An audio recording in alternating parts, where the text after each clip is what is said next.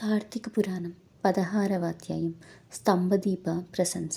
వశిష్ఠుడు ఇలా చెబుచున్నాడు. ఓ రాజా, కార్తీక మాసము దామోదరునికి అత్యంత ప్రీతికరమైన మాసము.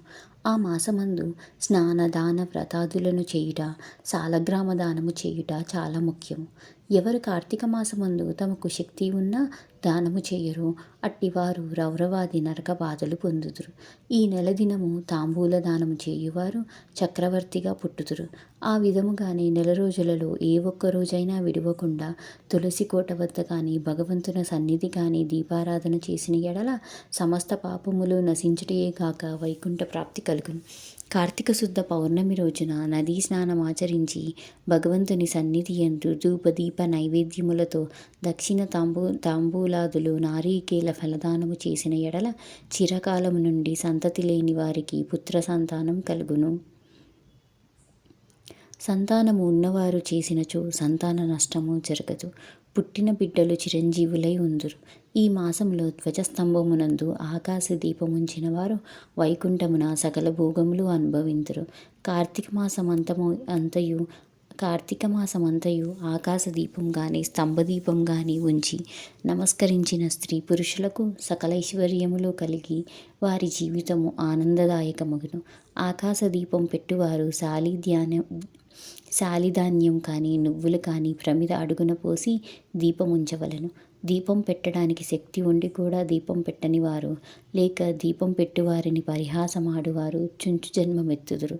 ఇందులొక కథ కలదు, చెప్పెదను వినుము. దీపస్తంభము విప్రుడొకట. ఋషులలో అగ్రగణ్యుడుగా పేరొందిన మతంగ మహాముని ఒకచోట ఆశ్రమాన్ని ఏర్పరచుకొని దానికి దగ్గరలో ఒక విష్ణు మందిరాన్ని కూడా నిర్మించుకుని నిత్యము పూజలు చేయుచుండెను.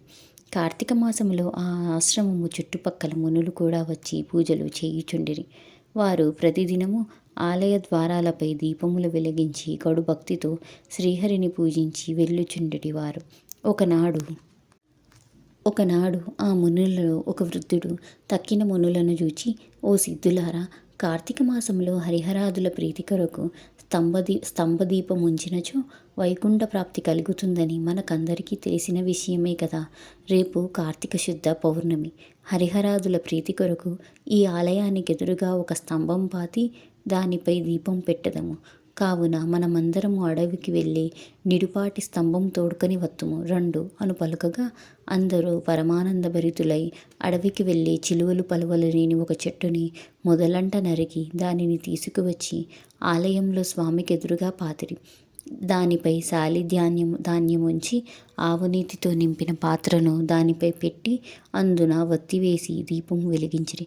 పిమ్మట వారందరూ కూర్చుని పురాణ పఠము చేయుచుండగా పెలపెలమను శబ్దం వినిపించి అటు చూడగా వారు పాతిన స్తంభం ముక్కలై పడి దీపం ఆరిపోయి చెల్లాచెదురై పడియుండెను. ఆ దృశ్యము చూసి వారందరూ ఆశ్చర్యముతో నిలబడియుండిరి. అంతలో ఆ స్తంభం నుండి ఒక పురుషుడు బయటికి వచ్చెను. వారతనిని చూచి, ఓయి, నీవెవడవు? నీవీ స్తంభం నుండి ఎలా వచ్చితివి? నీ వృత్తాంతమేమి అని ప్రశ్నించిరి. అంత ఆ పురుషుడు వారందరికీ నమస్కరించి, పుణ్యాత్ములారా, నేను కిందటి జన్మమందు బ్రాహ్మణుడను, ఒక జమీందారుడను. నా పేరు ధనలోభుడు. నాకు చాలా ఐశ్వర్యముండుటచే మదాంధుడనై న్యాయాన్యాయ విచక్షణలు లేక ప్రవర్తించి తిని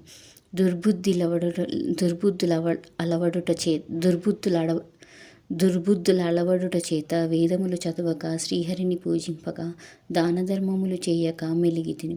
నేను నా పరివారముతో కూర్చుండియున్న సమయమున ఏ విప్రుడు వచ్చి నన్ను ఆశ్రయించినను అతనిచే నా కాళ్ళు కడిగించి ఆ నీళ్లు నెత్తిమీద వేసుకోమని చెప్పి నానా దుర్భాషలాడి పంపుచుండెటివాడిని.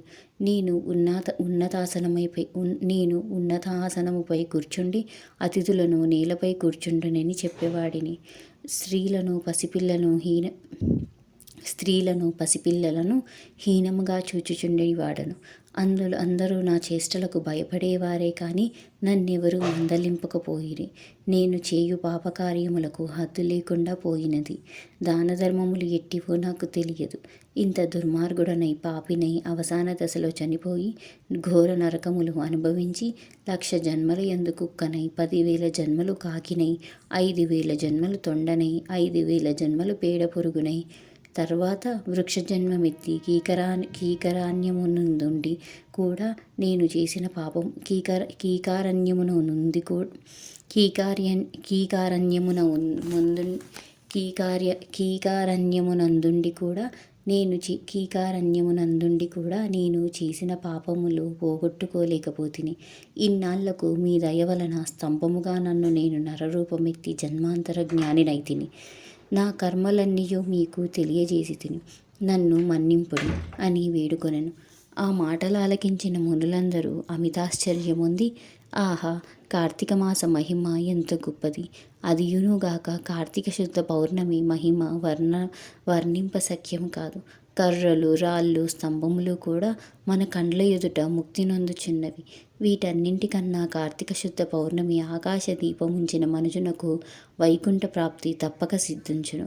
అందువలనే ఈ స్తంభమునకు ముక్తి కలిగినదని మునులు అనుకొనుచుండగా ఆ పురుషుడు ఆ మాటలు ఆలకించి, మునిపుంగవులారా, నాకు ముక్తి కలుగు మార్గం ఏదైనా గలదా? ఈ జగంబున నెల్లరులకు ఎటుల కర్మబంధము కలుగును? అది నశించుట ఎట్లు? నా సంశయమును తీర్చుడి అని ప్రార్థించెను.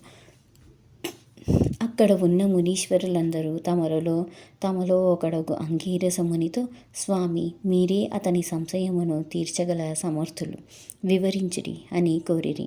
అంతనా అంగీరసుడు ఇట్లు చెప్పసాగను.